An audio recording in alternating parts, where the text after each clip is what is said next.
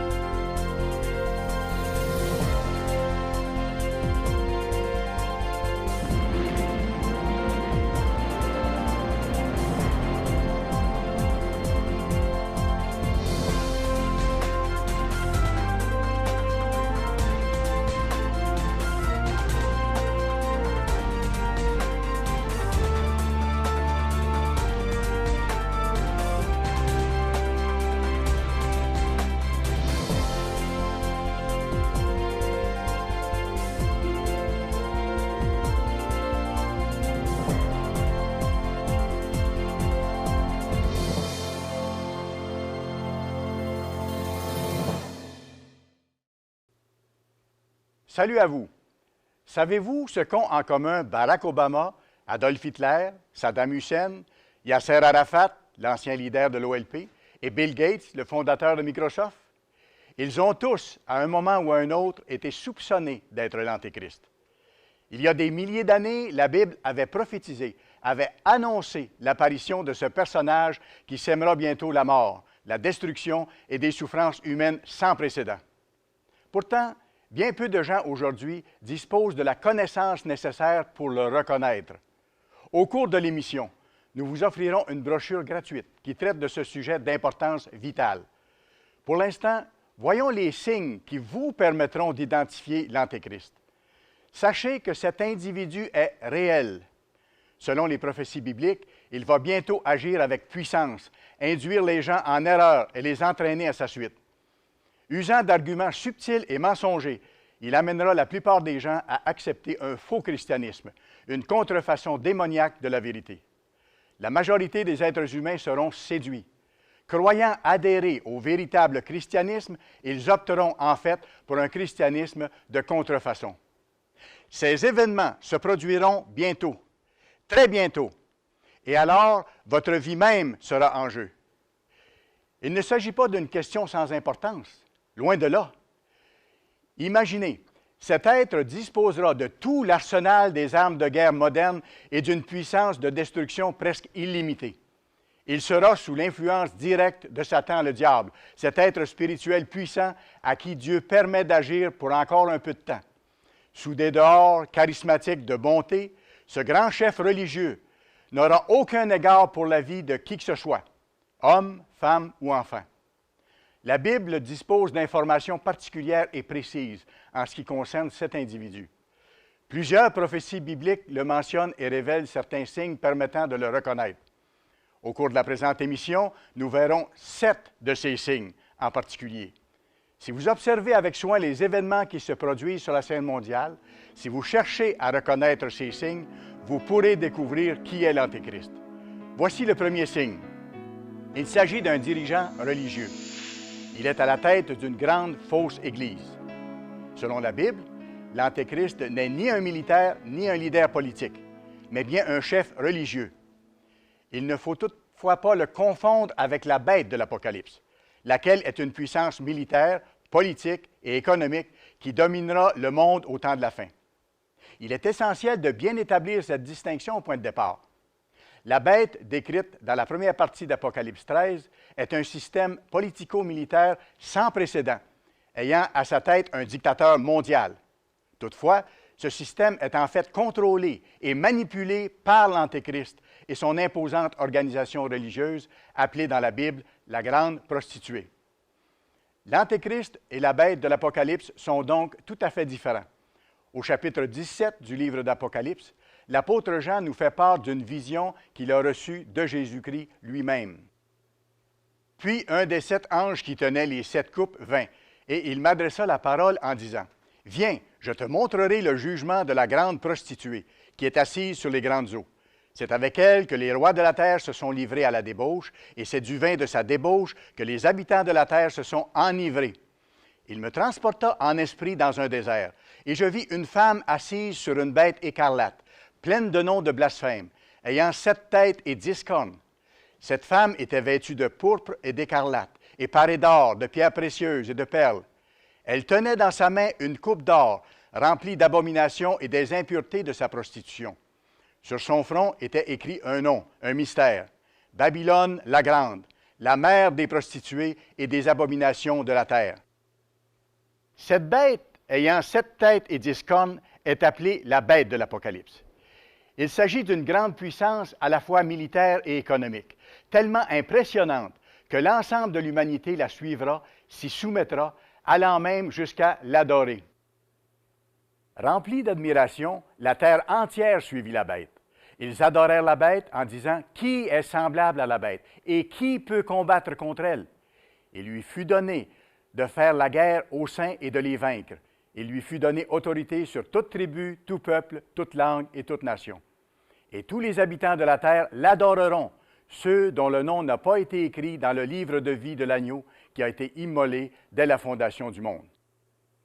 Dans la vision de l'apôtre Jean, il est aussi question d'une femme assise sur la bête. Et cette femme mène la bête. Cela veut dire qu'elle la contrôle et la dirige en influençant ses mouvements et ses déplacements. Il faut savoir que la Bible interprète elle-même ses propres symboles. Elle utilise souvent le terme « femme » pour représenter une église ou un système religieux. Par exemple, dans 2 Corinthiens 11, verset 2, l'apôtre Paul parle d'une vierge pure pour désigner la petite Église de Dieu, ceux qui s'efforcent de vivre selon les enseignements du Christ. « Je suis jaloux de vous d'une jalousie de Dieu, parce que je vous ai fiancés à un seul époux, pour vous présenter à Christ comme une vierge pure. » La véritable Église est décrite comme la fiancée de Jésus-Christ, comme une femme fidèle et engagée vis-à-vis son futur époux. Toutefois, comme nous l'avons vu dans Apocalypse 17, il est question d'une grande prostituée. Que représente cette femme prostituée? En fait, elle symbolise une Église corrompue par des influences païennes. Elle représente la fausse Église de l'Antéchrist, une prostituée spirituelle. Cette Église conclut des alliances adultères avec les rois et les dirigeants de ce monde, et les habitants de la terre sont spirituellement ivres de ces faux enseignements. Il est écrit, « C'est avec elle que les rois de la terre se sont livrés à la débauche, et c'est du vin de sa débauche que les habitants de la terre se sont enivrés. » Rappelons-nous que l'Antéchrist est un chef religieux, un faux prophète. Il est la tête dirigeante de la grande prostituée, la fausse Église, assise sur la bête de l'Apocalypse. Comme nous l'avons dit précédemment, la bête est une puissance politique, économique et militaire. L'Antéchrist n'est pas la bête de l'Apocalypse. Il est plutôt celui qui l'influence, qui la guide et qui l'utilise à ses propres fins. Dans 1 Jean 4, versets 1 à 3, l'apôtre Jean qualifie cet Antéchrist de faux prophète. Il sera en effet le faux prophète, le puissant leader religieux, le chef d'une grande et fausse Église, jouant un rôle majeur dans les événements catastrophiques du temps de la fin. Nous parlerons bientôt des autres signes qui l'identifient. Mais j'aimerais d'abord vous offrir notre brochure gratuite intitulée « Quelle est l'identité de l'Antéchrist ?» Cette publication révèle en détail le sens des prophéties bibliques concernant l'Antéchrist. Elle nous apprend beaucoup au sujet de ce dirigeant religieux au pouvoir extraordinaire. Pour en apprendre davantage sur le sujet présenté aujourd'hui, visitez notre site Internet de www.mondedemain.org. Vous pourrez y lire ou commander la brochure « Quelle est l'identité de l'Antéchrist ». Cette publication gratuite examine les remarquables prophéties présentées dans les livres de Daniel et de l'Apocalypse et montre comment le monde entier sera séduit par l'Antéchrist.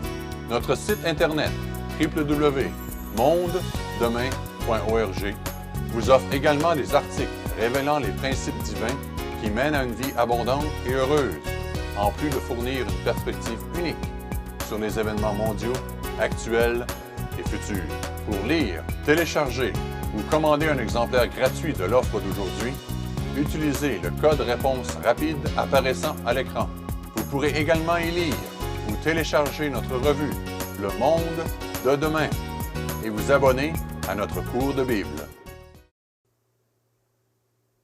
Dans la première partie de l'émission, nous avons vu le premier signe qui permet de reconnaître celui qu'on surnomme l'Antéchrist. Nous savons maintenant, par la Bible, qu'il est un chef religieux. C'est le premier signe. La deuxième caractéristique particulière à cet individu, c'est qu'il aura simplement une apparence de christianisme. Il prétendra venir au nom de Jésus-Christ. Notez que Jésus-Christ lui-même nous a averti que plusieurs viendraient en son nom.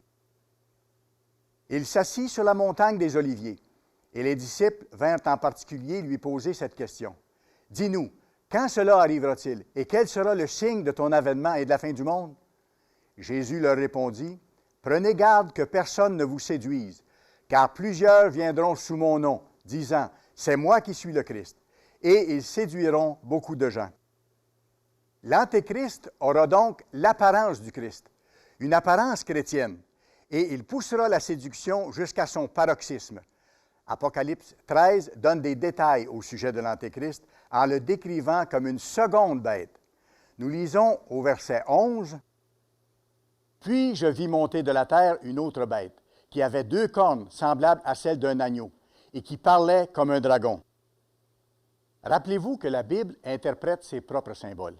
Dans les Écritures, l'agneau symbolise le Christ. C'est pourquoi Jean-Baptiste en a parlé en ces termes lorsqu'il l'a vu s'approcher. Le lendemain, Jean était encore là avec 2 de ses disciples, et ayant regardé Jésus qui passait, il dit « Voilà l'agneau de Dieu ». Par contre, dans le langage biblique, le dragon symbolise Satan le diable, comme on le voit entre autres dans Apocalypse 12, verset 9. Et il fut précipité, le grand dragon, le serpent ancien, appelé le diable et Satan, celui qui séduit toute la terre. Il fut précipité sur la terre et ses anges furent précipités avec lui. Comprenez-vous maintenant le verset que nous avons lu? La bête ayant 2 cornes semblables à celles d'un agneau, c'est l'Antéchrist. Cet individu a l'apparence du Christ, car il se présente comme un leader chrétien attentionné, plein de bonté et de compassion. Il prétend renoncer à ses propres intérêts pour le bien des autres et affirme même être le représentant de Jésus-Christ. Toutefois, les enseignements qu'il dispense, j'ose dire qu'il impose aux gens, ne sont pas les doctrines de la Bible. Il parle comme un dragon, car les enseignements qu'il donne proviennent du christianisme de contrefaçon élaboré par Satan. Le troisième signe qui caractérise l'Antéchrist est le suivant. Il opère de grands prodiges et de grands miracles pour étonner les gens, leur faire croire qu'il représente Dieu et les amener dans la mauvaise voie. Continuons à lire la description qui nous est donnée dans Apocalypse 13 au sujet de la bête à 2 cornes qui représente l'Antéchrist. Elle, cette deuxième bête, opérait de grands prodiges, jusqu'à faire descendre du feu du ciel sur la terre, à la vue des hommes, et elle séduisait les habitants de la terre par les prodiges qui lui étaient donnés d'opérer en présence de la bête, la première bête correspondant au système politico-militaire. Cet individu pourra donc faire descendre du feu du ciel, un peu comme l'avait fait le prophète Élie dans l'Ancien Testament. Toutefois, dans ce cas-ci, ces prodiges ne viendront pas de Dieu, mais plutôt des pouvoirs de Satan. L'apôtre Paul nous a lui aussi donné une description du faux prophète qui va bientôt paraître sur la scène mondiale. Voyons ce qu'il déclare. « Et alors paraîtra l'impie, que le Seigneur Jésus détruira par le souffle de sa bouche, et qu'il écrasera par l'éclat de son avènement. L'apparition de cet impie se fera par la puissance de Satan, avec toutes sortes de miracles, de signes et de prodiges mensongers, et avec toutes les séductions de l'iniquité pour ceux qui périssent parce qu'ils n'ont pas reçu l'amour de la vérité pour être sauvés. Sachez que cet être n'aura rien d'un petit guérisseur qui se donne en spectacle. La prestance et la présence de cet impie seront telles que même les sceptiques seront forcés d'admettre qu'ils assistent à des phénomènes spirituels stupéfiants. Les prodiges qu'il accomplira seront réellement des phénomènes spirituels extraordinaires, mais ils seront mensongers, car ils seront le fruit d'une puissance démoniaque. Ainsi donc, le fait qu'il accomplira de grands miracles constitue le troisième signe nous permettant d'identifier cet imposteur. Voyons maintenant le quatrième signe. L'Antéchrist niera que le Christ continue de venir dans la chair. Il est écrit, « Car plusieurs séducteurs sont entrés dans le monde et ne déclarent pas publiquement que Jésus-Christ est venu en chair. Celui qui est tel, c'est le séducteur et l'Antéchrist. » Plusieurs pensent que Jean parle ici seulement de ceux qui ne croient pas que Jésus est réellement venu vivre dans la chair humaine. Le reproche de l'apôtre Jean s'adresse bien sûr à ces gens-là, mais il y a beaucoup plus. Il parle aussi des séducteurs, comme l'Antéchrist, qui ne reconnaissent pas Jésus-Christ comme venant encore dans la chair. Le docteur Charles B. Williams, un traducteur du Nouveau Testament reconnu pour porter une attention méticuleuse aux détails en ce qui concerne la traduction des verbes grecs, confirme que ce verbe est employé au présent progressif ou continu et devrait par conséquent se lire comme suit. Jésus-Christ continue de venir dans la chair. Précisons davantage. La Bible indique que le Christ est venu en tant qu'homme afin de mourir pour nos péchés, qu'il est ressuscité, qu'il est retourné au ciel et qu'il se trouve présentement à la droite de son Père. Néanmoins, Jésus vit et agit actuellement dans ceux qui lui obéissent et qui ont reçu son Saint-Esprit, sa puissance. Il communique à ses disciples la force de résister au péché et d'observer les commandements de Dieu, les aidant par le fait même à développer le caractère divin. L'apôtre Paul explique clairement ce phénomène. « J'ai été crucifié avec Christ, et si je vis, ce n'est plus moi qui vis, c'est Christ qui vit en moi. Si je vis maintenant dans la chair, je vis dans la foi au Fils de Dieu qui m'a aimé et qui s'est livré lui-même pour moi. » Le Christ avait d'ailleurs décrit lui-même cette grande réalité lorsqu'il a déclaré « Si quelqu'un m'aime, il gardera ma parole, et mon Père l'aimera. Nous viendrons à lui, et nous ferons notre demeure chez lui. » Par la puissance divine, le Père et le Christ vivent littéralement dans les véritables chrétiens convertis et leur communiquent la force d'obéir aux commandements divins. Ainsi donc, le Christ vit maintenant dans les chrétiens convertis, les aidant à vaincre le péché et à développer le caractère saint. L'Antéchrist nie cette réalité fondamentale. Il s'agit là du quatrième signe nous permettant d'identifier ce personnage. Voyons maintenant la cinquième caractéristique de cet individu. L'Antéchrist rejette la loi de Dieu. Nous avons déjà vu qu'il est appelé l'impie, ce qui signifie celui qui méprise la loi, celui qui la rejette. Ainsi donc, l'impie rejette Dieu et sa loi. Dans sa lettre aux Thessaloniciens, l'apôtre Paul indique clairement que cet Antéchrist rejette Dieu et sa loi. Il est l'homme impie, le fils de la perdition, l'adversaire qui s'élève au-dessus de tout ce qu'on appelle Dieu ou de ce qu'on adore. Le prophète Daniel donne aussi certains détails précis sur cet individu. Il prononcera des paroles contre le Très-Haut. Il opprimera les saints du Très-Haut et il espérera changer les temps et la loi. Remarquez qu'il ne sera pas complètement sans loi. En fait, il changera la loi. Il méprisera la loi de Dieu en lui substituant une autre loi, une tradition de conception humaine.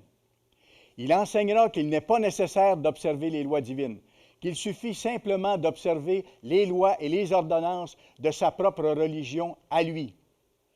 Ainsi, les lois humaines, de même que toutes les traditions des Églises établies par les hommes, prévaudront sur les lois divines. Les calendriers faits de main d'homme et d'origine païenne vont prévaloir sur les jours saints et les fêtes décrétées par Dieu dans la Bible. C'est d'ailleurs déjà ce qui se produit. Cet impie qui espérera changer les temps et la loi va donc s'attribuer des prérogatives qui n'appartiennent qu'à Dieu seul. En vérité, Le monde qui nous entoure est déjà profondément affecté par ces enseignements. Permettez-moi de vous offrir de nouveau notre brochure intitulée « Quelle est l'identité de l'Antéchrist ?» Cette publication gratuite vous permettra de comprendre des aspects frappants de la nature et du rôle de ce personnage unique. Pour en apprendre davantage sur le sujet présenté aujourd'hui, visitez notre site internet www.mondedemain.org. Vous pourrez y lire et commander la brochure « Quelle est l'identité de l'Antéchrist ?» Cette publication gratuite examine les remarquables prophéties présentées dans les livres de Daniel et de l'Apocalypse et montre comment le monde entier sera séduit par l'Antéchrist. Notre site internet www.mondedemain.org vous offre également des articles révélant les principes divins qui mènent à une vie abondante et heureuse, en plus de fournir une perspective unique sur les événements mondiaux, actuels et futurs. Pour lire, télécharger ou commander un exemplaire gratuit de l'offre d'aujourd'hui, utilisez le code réponse rapide apparaissant à l'écran. Vous pourrez également y lire ou télécharger notre revue Le Monde de demain et vous abonner à notre cours de Bible. Jusqu'à présent, nous avons vu 5 signes qui permettent d'identifier ce personnage spécial qui agira bientôt avec force sur la scène mondiale, celui que l'on nomme l'Antéchrist. Voyons maintenant quel est le 6e signe. L'Antéchrist persécutera les véritables chrétiens. La Bible le mentionne clairement dans le livre de Daniel. Il opprimera les saints du Très-Haut, et les saints seront livrés entre ses mains pendant un temps, des temps et la moitié d'un temps, ce qui équivaut à une période de 3 années et demie. Voyons aussi le message que Jésus adresse à ses vrais serviteurs dans Jean 16. « L'heure vient où quiconque vous fera mourir croira rendre un culte à Dieu. » Rappelez-vous ce qui a été fait aux détenus des camps de concentration lors de la Deuxième Guerre mondiale. Ils étaient exterminés en grand nombre, comme des animaux. De quelle manière l'Antéchrist traitera-t-il le petit troupeau de Dieu, ceux qui obéissent et qui observent ses commandements? Apocalypse 12, verset 17, décrit la colère qui animera Satan dans les derniers jours. Et le dragon fut irrité contre la femme, la vraie Église, et il s'en alla faire la guerre au reste de sa postérité, à ceux qui gardent les commandements de Dieu et qui retiennent le témoignage de Jésus. Puis, au chapitre 13, il est question de la première bête, le système politico-militaire, qui se tourne contre les véritables chrétiens. Il est question aussi de l'Antéchrist qui, pour atteindre ses fins, reçoit le pouvoir d'animer l'image de la bête militaire pour qu'elle agisse selon ses volontés. Et il lui fut donné d'animer l'image de la bête, afin que l'image de la bête parle et qu'elle fasse que tous ceux qui n'adoreraient pas l'image de la bête soient tués. Il est donc clair que l'Antéchrist ne tuera pas lui-même les vrais chrétiens, mais il fera en sorte que la bête politico-militaire le fasse. Voici enfin le 7e signe identifiant l'Antéchrist. Ce personnage puissant va orienter le monde entier vers la dernière résurrection de l'Empire romain, cette puissance militaire et politique européenne dotée d'une force inimaginable. L'Antéchrist conclura une alliance Église-État avec ce système d'une puissance inégalée. Il y a plus de 2000 ans, certains se sont servis de la puissance de Rome pour mettre à mort Jésus-Christ, notre Sauveur. De la même façon, l'Antéchrist se servira du pouvoir de la bête de l'Apocalypse, l'Empire romain ressuscité, pour faire exterminer ceux qui observent les commandements de Dieu et qui refusent d'adorer l'image de la bête.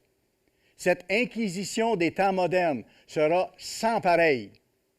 À partir des Écritures, nous avons vu 7 signes particuliers qui identifieront clairement ce personnage qui va bientôt se manifester et que l'on nomme l'Antéchrist. En résumé, ce sera un dirigeant religieux. Il se présentera sous l'apparence du Christ. Il revêtira d'abord les traits d'un pacificateur pour gagner la confiance des gens. Il accomplira des prodiges et des miracles, laissant croire que ce pouvoir lui vient de Dieu. Il trompera les gens en niant le fait que le Christ vit maintenant dans les véritables chrétiens pour les aider à vaincre le péché et à croître dans le caractère saint. Il sera l'impie, celui qui méprise la loi de Dieu, en déclarant que les commandements et les fêtes de Dieu ont été remplacés par les traditions et les fêtes de son Église qui, je vous le rappelle, sont d'origine païenne. L'Antéchrist persécutera les véritables chrétiens qui n'acceptent aucun compromis en ce qui concerne les lois divines et les enseignements de Jésus-Christ. Enfin, il soutiendra la dernière résurrection de l'Empire romain en lui permettant d'utiliser son faux christianisme pour unifier le monde. Il y aura encore beaucoup à dire à ce sujet. Je vous encourage d'ailleurs à examiner de plus près ces questions vitales qui vont marquer l'actualité de plus en plus. C'est pourquoi je vous invite à demander notre brochure intitulée « Quelle est l'identité de l'Antéchrist ?» L'apôtre Jean nous indique dans ses écrits que la religion de l'Antéchrist était déjà à l'œuvre au premier siècle de notre ère. Et Paul l'a confirmé en disant « Le mystère de l'iniquité agit déjà ». Le même scénario se poursuit aujourd'hui, mais à plus grande échelle. Ce qui est annoncé clairement dans la Bible va se réaliser. Il faut prendre la chose au sérieux. L'Antéchrist est actuellement vivant et le faux christianisme qu'il imposera bientôt est déjà bien implanté dans le monde d'aujourd'hui. Mais Dieu réserve une récompense à ceux qui refuseront de se soumettre à l'Antéchrist et à son christianisme mensonger. Dieu protégera de toute calamité ceux qui s'appliquent de tout cœur à vivre conformément à sa volonté. Demandez notre brochure et voyez comment vous et les vôtres pouvez jouir dès maintenant des bénédictions divines. Joignez-vous à nous chaque semaine à l'émission Le Monde de demain. Nous continuerons de partager avec vous les enseignements de Jésus-Christ et la signification des prophéties du temps de la fin. Nous vous invitons à être des nôtres pour découvrir la perspective divine concernant les événements qui marquent l'actualité, les vérités bibliques et la vie chrétienne. Sur ce, je vous dis à la semaine prochaine. Même heure, même station. Pour en apprendre davantage sur le sujet présenté aujourd'hui, visitez notre site internet de www.mondedemain.org. Vous pourrez y lire ou commander la brochure « Quelle est l'identité de l'Antéchrist ?» Cette publication gratuite examine les remarquables prophéties présentées dans les livres de Daniel et de l'Apocalypse et montre comment le monde entier sera séduit par l'Antéchrist. Notre site internet www.mondedemain.org vous offre également des articles révélant les principes divins qui mènent à une vie abondante et heureuse, en plus de fournir une perspective unique sur les événements mondiaux, actuels et futurs. Pour lire, télécharger ou commander un exemplaire gratuit de l'offre d'aujourd'hui, utilisez le code réponse rapide apparaissant à l'écran. Vous pourrez également y lire ou télécharger notre revue Le Monde de demain et vous abonner à notre cours de Bible.